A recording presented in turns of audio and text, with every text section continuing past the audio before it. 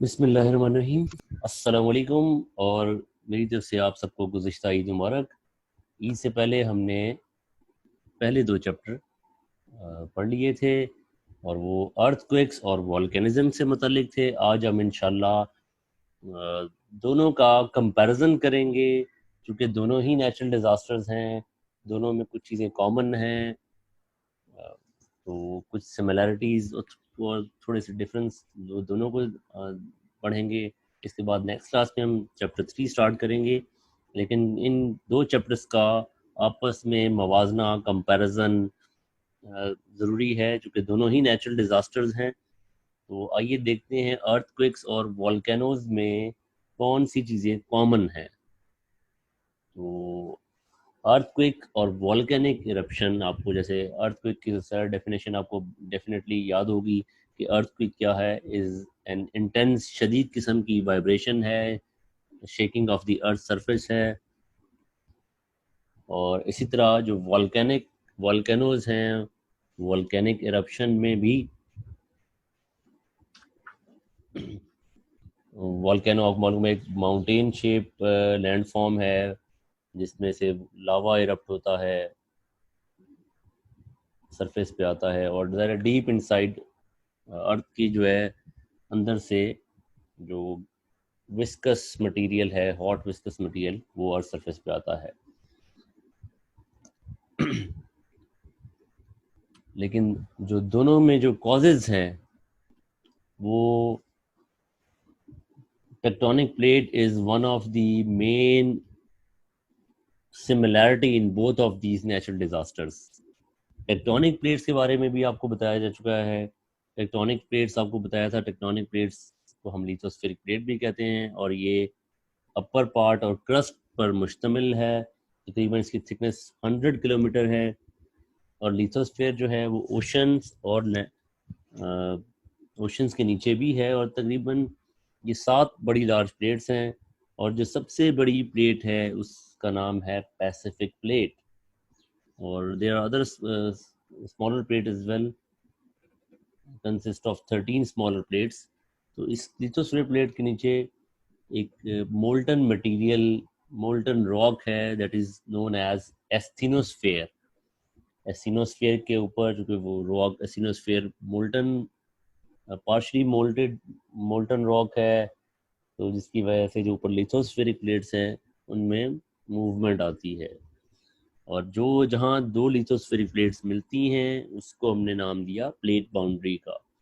और जितने भी अर्थक्वेक एक्टिविटी है, जितनी भी दुनिया में majority of the earthquake activity और वॉल्केनिक इरप्शन वॉल्केनोज हैं, वो सारे के सारे almost majority of the volcanic and earthquake activity occurs along the boundaries of tectonic plates। तो टेक्टोनिक प्लेट्स इस सेंस में बहुत ज़्यादा इम्पॉर्टेंट हैं कि टेक्टोनिक प्लेट ही की वजह से वॉल्केनिक इरप्शन और अर्थक्वेक एक्टिविटी हो रही है बाउंड्रीज पर। इन टेक्टोनिक प्लेट्स की या लिथोस्फेरिक प्लेट की बाउंड्रीज पर हो रही है। फिर हमने बेसिक टर्मिनोलॉजीज पढ़ी। अर्थक्वेक में भी कुछ बेसिक टर्मिनोलॉजीज हैं, वॉल्केनिक में भी, वॉल्केनोज में भी। अर्थक्वेक में तो ज़ाहिर हम बहुत कॉमनली यूज़ करते हैं फोकस, एपीसेंटर। फोकस वो पॉइंट है जो कि अर्थ सरफेस से नीचे है, बिलो दी अर्थ सरफेस है, जहाँ से अर्थक्वेक ओरिजिनेट होता है। और इसी तरह जो सरफेस ऑफ द अर्थ के ऊपर पॉइंट है जहाँ आपको अर्थक्वेक फील होता है वो कहलाता है एपीसेंटर। तो फोकस क्या है, इनसाइड द अर्थ, और एपीसेंटर क्या है, on the surface of the अर्थ। इसी तरह वॉल्केनो में मैग्मा और लावा दो टर्मिनोलॉजीज हैं। मैग्मा और लावा में भी कुछ इसी तरह का डिफरेंस है कि magma is again the hot viscous material, गर्म सा गाढ़ा सा मादा है। जब तक वो inside the surface of the earth है दैट इज कॉल्ड मैग्मा। जैसे ही वो hot viscous material comes out after eruption that is known as lava. तो इस तरह एपीसेंटर और फोकस में यही डिफरेंस है कि इनसाइड द अर्थ और on the surface of the अर्थ। इसी तरह मैग्मा और लावा में भी डिफरेंस ये है कि inside the surface of the earth magma, और लावा जो है outside on the surface of the अर्थ। इसी तरह वर्ल्ड डिस्ट्रीब्यूशन में भी बहुत सारी सिमिलैरिटीज हैं, world distribution of earthquakes and volcanoes. जैसा कि अभी मैंने आपको बताया कि majority almost all the earthquakes और volcanic activity occurs along the boundaries of tectonic plates. तो दो मैप्स जो हमने प्रीवियसली भी अपनी स्लाइड्स में देखे हैं, उनको भी स्लाइड्स उनको गो थ्रू कर लेते हैं। आपको वर्ल्ड अर्थक्वेक डिस्ट्रीब्यूशन के हवाले से दो इम्पोर्टेंट प्लेट्स बताई गई थी। तो पहली तो है circum Pacific belt, which is most commonly popularly known as Pacific ring of fire. Pacific ocean की वजह से हम पैसिफिक रिंग ऑफ फायर कहते हैं, जो कि पैसिफिक ओशन के अराउंड है। तो तकरीबन 40,000 किलोमीटर्स की इसकी लेंथ है जो पैसिफिक ओशन को सराउंड कर रही है, और almost 90% of the earthquake occurs along this Pacific plate या सरकम पैसिफिक बेल्ट। ये वाली बेल्ट के अराउंड तकरीबन 90% ऑफ द अर्थक्वेक्स हैं, और 81% जो हैं वो लार्जेस्ट अर्थक्वेक हैं। इसी पैसिफिक प्लेट के अराउंड 90% ऑफ द अर्थक्वेक्स हैं। इसका मतलब है 10% सिर्फ रह गए जो बाकी जगहों पे हैं। तो 90% ऑफ द अर्थक्वेक एक्टिविटी इसी प्लेट के अराउंड है, जिसमें से जो लार्जेस्ट अर्थक्वेक्स हैं उनकी परसेंटेज जो है 81% है। इसी तरह जो सेकेंड इंपॉर्टेंट बेल्ट है that is known as Alpine Himalayan belt. Alpine Himalayan belt ज़रा हिमालयस के अराउंड है, और एल्प्स माउंटेन। तो ये वाली जो बेल्ट है एल्पाइन हिमालयन बेल्ट, ये हिमालयाज और इसी तरह यूरोप के नीचे ये वाली एल्प्स। तो ये जो दूसरी इंपॉर्टेंट बेल्ट है, यहाँ पर 17% of the world largest earthquakes हैं। इसकी लेंथ तकरीबन 15,000 किलोमीटर है। तो 81% of the largest earthquakes occurs around Pacific ring of fire, जो कि पहली इंपॉर्टेंट और सबसे इंपॉर्टेंट बेल्ट है। इसी तरह जो 17% of the largest earthquake activity है वो इस बेल्ट के अराउंड है। देखते हैं वर्ल्ड डिस्ट्रीब्यूशन ऑफ वॉल्केनोज के वॉल्केनोज कहाँ डिस्ट्रीब्यूटेड हैं, कहाँ कहाँ वॉल्केनोज हैं। उसमें भी अगेन आपको दोबारा नाम नजर आ रहा है, first circum Pacific belt, that is again Pacific ring of fire या ring of fire. Ring of fire हमने इसलिए नाम दिया कि यहाँ बेशुमार एक्टिव वॉल्केनोज हैं, बेशुमार एक्टिव वॉल्केनोज हैं। कितने वॉल्केनोज हैं? तकरीबन 75% of the world active volcanoes, ठीक है, 75%। 90% अर्थक्वेक एक्टिविटी, ये पैसिफिक बेल्ट, ठीक है। अगेन पैसिफिक ओशन से आप ज़रा उसकी लोकेशन से आप फेमिलियर हैं। पैसिफिक ओशन को के अराउंड जितनी भी कंट्रीज़ हैं, कंट्रीज़ भी डेफिनेटली अब आपको याद हो जानी चाहिए कि कौन कौन सी कंट्रीज़ हैं पैसिफिक ओशन के अराउंड जो इम्पोर्टेंट और जो फेमस जो कंट्रीज़ हैं जहाँ अर्थक्वेक एक्टिविटी और वॉल्केनिक इरप्शन बहुत ही ज़्यादा है। अगर हम साउथ अमेरिका से स्टार्ट करें तो साउथ अमेरिका में आपको मालूम है चिली जो है वो एक बहुत ही ज़्यादा इलोंगेटेड कंट्री है। ये बहुत ही लंबूतरा सा इसकी कंट्री की शेप है, इलोंगेटेड शेप कंट्री है चिली। तो ये ऑलमोस्ट जो सारा का सारा जो वेस्टर्न बॉर्डर है, वो जो दो इम्पोर्टेंट कंट्रीज है चिली ने उसमें से मेजॉरिटी परसेंटेज, चिली है, पेरू है, यहाँ ये दो साउथ अमेरिका की यहाँ दो इम्पोर्टेंट कंट्रीज हैं। फिर इक्वाडोर। इसी तरह अगर आप नॉर्थ अमेरिका में चले जाएं तो मैक्सिको, यूएसए और कनाडा, ठीक है। अगेन ऊपर फिर अलास्का जो स्टेट ऑफ यूएसए है। तो ये इंपॉर्टेंट एरियाज हैं वॉल्केनोज के हवाले से भी और अर्थक्वेक के हवाले से भी। इसी तरह अगर आप एशिया में आ जाएं तो रशिया से लेके ये जापान, इसी तरह इंडोनेशिया, फिलीपींस, इंडोनेशिया, मलेशिया, ये जो इम्पोर्टेंट कंट्रीज़ हैं।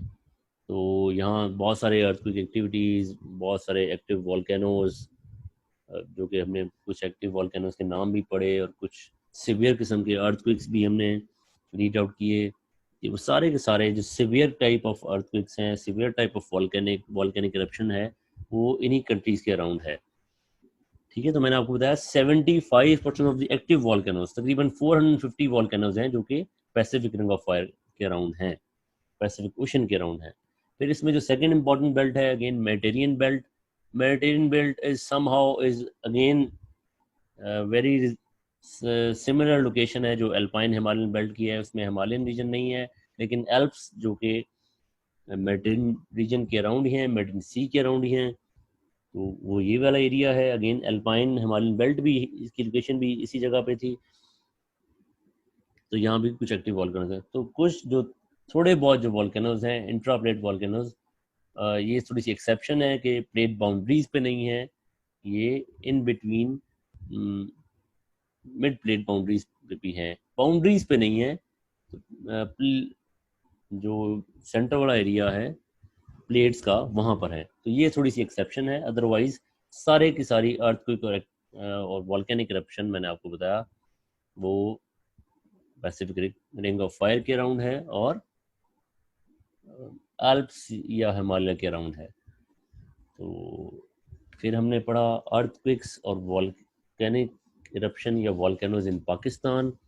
तो जिस तरह के पहले भी आपको बताया कि पाकिस्तान में बहुत सारी अर्थक्वेक एक्टिविटी है, specially northern areas of Pakistan, जो नॉर्दर्न पार्ट है हिमालयस को जो टच कर रहा है, हिमालयस के अराउंड जो एरिया है, ये कश्मीर, जो अपर पंजाब, इस्लामाबाद, ये वाले एरियाज, यहाँ इसी तरह केपी के कुछ एरियाज जो कि नॉर्थ में है पाकिस्तान में, वहाँ सीवियर किस्म की अर्थक्वेक एक्टिविटी है। बहुत सारे अर्थक्वेक्स पाकिस्तान में, स्पेशली नॉर्थ में, पाकिस्तान के नॉर्थ में ऑब्जर्व भी होते हैं, फील होते हैं।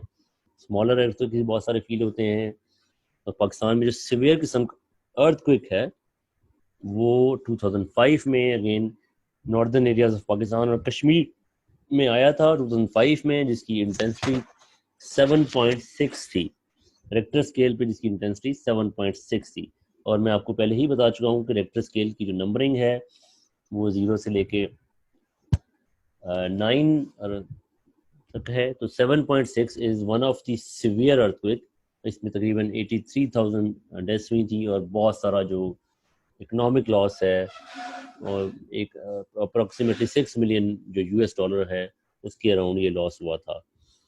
तो वॉल्केनोज इन पाकिस्तान के हवाले से देखें तो पाकिस्तान में भी वॉल्केनोज हैं, लेकिन अल्लाह का शुक्र है कि वॉल्केनोज की जो मैंने आपको टाइप्स बताई थी, इनमें ज़ाहिर है एक तो लावा वॉल्केनोज हैं, दूसरे मड वॉल्केनोज हैं। तो यहाँ पाकिस्तान में कभी हिस्ट्री में, बहुत ही ओल्ड हिस्ट्री में, तो कभी वॉल्केनोज डेफिनेटली यहाँ होंगे, चूँकि इग्नियस रॉक्स भी यहाँ मिलती हैं।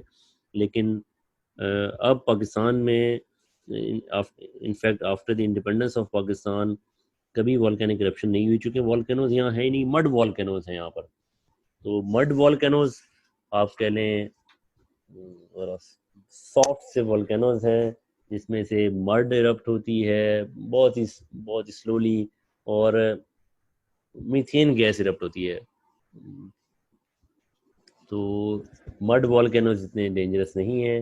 लेकिन जो मड वॉल्केनोज दुनिया में सबसे ज़्यादा अजरबैजान में पाए जाते हैं, जो मैंने आपको पहले भी बताया। और पाकिस्तान में जो मड वॉल्केनोज हैं ये कहाँ पर हैं? पाकिस्तान में मड वॉल्केनोज बलूचिस्तान में लसपेला के पास जो हिंगोल नेशनल पार्क है, बहुत सारे टूरिस्ट इसको विजिट भी करते हैं। यहाँ 3 इम्पोर्टेंट वॉल्केनोज हैं, चंद्रागुप्त 1, 2, 3 के नाम से, और एक और इम्पोर्टेंट वॉल्केनो भी है जो कि जबले गुराब के नाम से है। तो बहुत ज़्यादा मड वॉल्केनोज जो हैं generally not considered to be hazardous, खतरनाक नहीं हैं जिस तरह के एक्टिव वॉल्केनोज या लावा वॉल्केनोज होते हैं। फिर इसी तरह हमने इम्पैक्ट्स की बात की थी। कुछ इम्पैक्ट्स अर्थक्वेक के भी नेगेटिव इम्पैक्ट्स हैं, वॉल्केनोज के भी नेगेटिव इम्पैक्ट्स हैं। ज़ाहिर है नेचुरल डिजास्टर्स हैं, कुदरती आफात हैं, तो नेगेटिव इम्पैक्ट्स बहुत ज़्यादा हैं। लेकिन ऑन दी अदर हैंड कुछ पॉजिटिव इम्पैक्ट्स भी हैं जो कि अर्थक्वेक एक्टिविटी के भी हैं और वॉल्केनिक इरप्शन के भी हैं। उनमें से जो कुछ इम्पोर्टेंट या अहम नेगेटिव इम्पैक्ट्स आपको ज़ाहिर मालूम है, अर्थक्वेक्स जब आते हैं तो बहुत सारी जो लैंड है, लैंड फॉर्म्स हैं, बिल्डिंग्स हैं, वो सब की सब तबाह हो जाती हैं, डिस्ट्रॉय हो जाती हैं, बहुत सारी डेथ्स होती हैं, बहुत सारी इंजरीज होती हैं। जो अर्थक्वेक के नेगेटिव इम्पैक्ट की बात करें, बहुत सारे ह्यूमन बींग्स पे साइकोलॉजिकल इम्पैक्ट्स पड़ते हैं, जो कि डिसलोकेशन हो जाती है, अपने घरों को छोड़ना पड़ता है। तो बहुत सारी जगहों पे आग भी लग सकती है, क्योंकि पावर लाइंस और गैस पाइपलाइंस जब डैमेज होती हैं तो उसकी वजह से आग भी लगती है। इसी तरह फ्लड भी आते हैं, डिस्ट्रक्शन ऑफ डैम्स। और जो सबसे इम्पॉर्टेंट इम्पैक्ट है वो है सुनामी। सुनामी भी आपको बताया था, लार्ज ओशियनिक वेव्स हैं in the ocean which occurs due to the volcanic eruption और अर्थक्वेक्स। जब भी अर्थक्वेक्स आते हैं या वोल्केनिक इरप्शन ओशन में होती है तो सुनामी दोनों का एक कॉमन इम्पैक्ट है, नेगेटिव इम्पैक्ट है। सुनामी जनरेट होते हैं अर्थक्वेक एक्टिविटी और वोल्केनिक इरप्शन की वजह से जब वो ओशन में होती है। तो इस तरह सुनामी दोनों में एक कॉमन नेगेटिव इम्पैक्ट है। तो बहुत सारा इकोनॉमिक लॉस भी है। तो अगर हम वॉल्केनोज के नेगेटिव इम्पैक्ट को देखें तो वॉल्केनोज में भी डेथ्स भी हैं, इंजरीज भी हैं, लैंड फॉर्म्स भी डिस्ट्रॉय होती हैं, उनमें भी चेंजेस आती हैं, जिस तरह अर्थक्वेक में आती हैं। डेथ इंजरीज आपने पढ़ा भी और मालूम भी है कि डेथ इंजरीज भी दोनों में हैं, डेथ भी और इंजरीज भी। इसी तरह बहुत सारे एरिया जो है स्ट्रक्चरल डैमेज भी है, बिल्डिंग भी डिस्टर्ब होती हैं। इसी तरह आग भी लगती है, बहुत सारे फॉरेस्ट फायर है नियर बाय एरियाज में, और बहुत सारा इकोनॉमिक लॉस है। तो ये कुछ सिमिलर नेगेटिव इम्पैक्ट्स भी हैं दोनों में। और अगर पॉजिटिव इम्पैक्ट्स की बात करें, ठीक है, फ्लड्स भी दोनों में है, लैंडस्लाइड भी दोनों में कॉमन है। सुनामी जो मैंने आपको बताया कि जो बहुत ज़्यादा कॉमन इम्पैक्ट्स है, ये दोनों वॉल्केनोज और अर्थक्वेक के दोनों के सिमिलर नेगेटिव इम्पैक्ट्स हैं। तो पॉजिटिव इम्पैक्ट्स की बात करें तो पॉजिटिव इम्पैक्ट्स मैंने आपको बताए थे कि अर्थक्वेक के पॉजिटिव इम्पैक्ट्स क्या थे। जब अर्थक्वेक में अर्थक्वेक की वजह से लैंड्स में जो क्रैक्स पड़ते हैं उसमें से बहुत सारे मिनरल्स एक्सपोज हो जाते हैं, जो कि बहुत सारी हैवी मशीनरी की मदद से एक्सट्रैक्शन में बहुत सारी डिफ़िकल्टीज होती हैं। तो वो नेचर की तरफ से वो मिनरल्स एक्सपोज हो जाते हैं। इसी तरह अगर आप वॉल्केनिक इरप्शन का पॉजिटिव इम्पैक्ट देखें तो उसमें भी बहुत सारे जो मिनरल्स हैं जो कि ज़मीन के अंदर से लावा और बहुत सारा जो मटेरियल बाहर आता है, उसमें भी बहुत सारे मिनरल्स आपको अर्थ सरफेस पे आपको मिलते हैं। तो volcanic eruption also provide precious minerals. इसी तरह अर्थक्वेक की वजह से भी आपको बहुत सारे मिनरल्स मिल रहे हैं। फिर आपके जो कुछ और जो डिसिमिलर इम्पैक्ट्स कह लें, उसमें ज़ाहिर है अर्थक्वेक्स आपको बताता है कि अर्थक्वेक की वजह से जो सिस्मिक वेव्स जनरेट होती हैं, इसमें आपको structure of the earth, inside the earth किस तरह की लेयर्स हैं उनके बारे में भी जानने में आपको मदद मिलती है। तो ज़ाहिर है चूँकि वॉल्केनिक एरप्शन भी डीप इनसाइड द अर्थ से ही वॉल्केनोज से मैग्मा एरप्ट होता है, तो उससे भी हमें आइडिया होता है कि मैग्मा की इरप्शन किस तरह से है। फिर इसके अलावा कुछ सेफ्टी मेजर्स बताए गए कि किस तरह की आपने प्रिकॉशंस करनी है अर्थक्वेक में। सेफ्टी मेजर्स में स्पेशली उन एरियाज़ में जहाँ ये एक्टिविटी बहुत ही ज़्यादा कॉमन है, जो कि जिन कंट्रीज़ के मैंने आपको नेम्स बताए भी, जो पैसिफिक ओशन के राउंड हैं, जहाँ दोनों की दोनों, जहाँ मैंने आपको बताया 90% ऑफ दी अर्थक्वेक एक्टिविटी है और 75% एक्टिव वॉल्केनोज हैं, जापान, इंडोनेशिया, चिली, यूएसए। तो इनमें इन कंट्रीज़ में चूँकि फ्रीक्वेंट अर्थक्वेक और वॉल्केनोज आते हैं, तो सबसे पहले तो इन दोनों कंट्री इन तमाम कंट्रीज़ में, स्पेशली जो पैसिफिक ओशन के राउंड हैं, उन कंट्रीज़ को चाहिए कि वो एक अफेक्टिव डिज़ास्टर प्लान पहले से ही तैयार करें। इमरजेंसी प्लान उनके पास होने चाहिए कि जब भी अर्थक्वेक्स या वॉल्केनिक इरप्शन होगी तो उन्होंने उसको किस तरह से फेस करना है। तो बहुत सारी ड्रिल्स स्कूल्स में भी कराई जाती हैं, प्रैक्टिस होती हैं, रिहर्सल्स होती हैं कि किस तरह से रिएक्ट करना है अर्थक्वेक्स में और वॉल्केनिक इरप्शन के दौरान। इसी तरह तो फर्स्ट एड किट्स होनी चाहिए घरों में, ताकि जो स्मॉल इंजरीज हैं उनको आप घरों में ही टैकल कर सकें।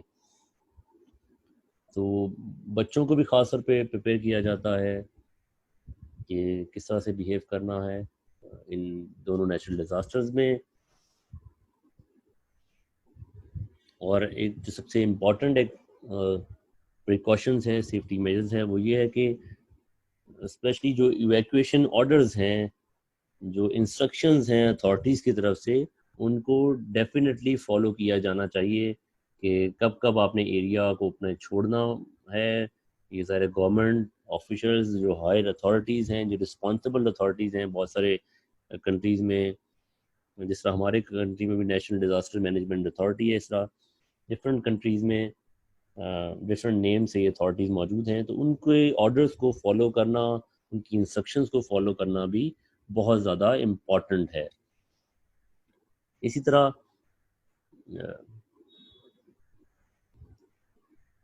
अर्थक्वेक में भी और वॉल्केनिक इरप्शन में भी जो आफ्टर इफेक्ट्स हैं, जिस तरह के फ्लड्स हैं, एसिड रेन्स हैं, अगर हम दोनों के सिमिलर आफ्टर इफेक्ट्स की बात करें तो फ्लड्स, लैंडस्लाइड्स और सुनामी, इन तीनों डिजास्टर्स के लिए भी आपको तैयार रहना चाहिए, क्योंकि अर्थक्वेक और वॉल्केनिक इरप्शन की वजह से सुनामी भी आ सकते हैं, फ्लड्स भी आ सकते हैं और लैंडस्लाइड्स भी हो सकती हैं।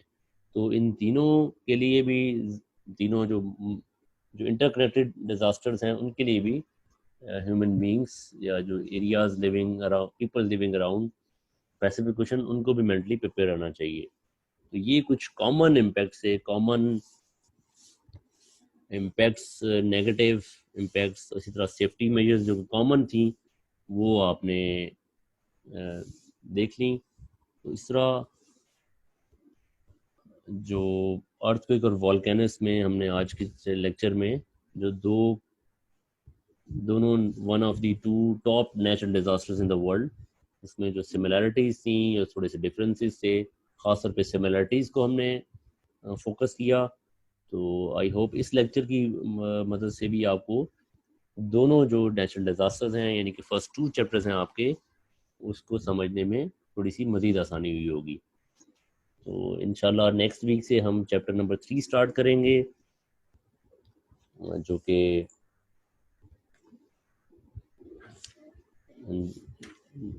आई थिंक इसका नाम है mass wasting, weathering and mass wasting. तो वो चैप्टर 3 नेक्स्ट वीक से स्टार्ट करेंगे, और उम्मीद है कि आपने पहले 2 चैप्टर की एक्सरसाइज भी कंप्लीट कर ली होगी, क्योंकि एक्सरसाइज भी हमने, और कॉपीज़ में भी आपने उसको नीट तरीके से लिख लिया होगा, चूँकि इंशाल्लाह नेक्स्ट मंथ जो कि सितंबर 15 है, उस डेट से हमारे कॉलेज इंशाल्लाह ओपन हो जाएंगे। तो अपनी कॉपीज़ बिल्कुल तैयार रखिएगा, और ख़ास तौर पे फर्स्ट 2 चैप्टर तो बिल्कुल कंप्लीट होने चाहिए नीट कॉपीज़ में एक्सरसाइज, और बुक में ज़्यादा एमसीक्यूज़ और जितने भी ऑब्जेक्टिव पोर्शन है वो बुक में सॉल्व कर लें। तो इंशाल्लाह नेक्स्ट क्लास में चैप्टर 3 के साथ स्टार्ट करेंगे। अपना ख्याल रखिएगा। अल्लाह हाफिज़।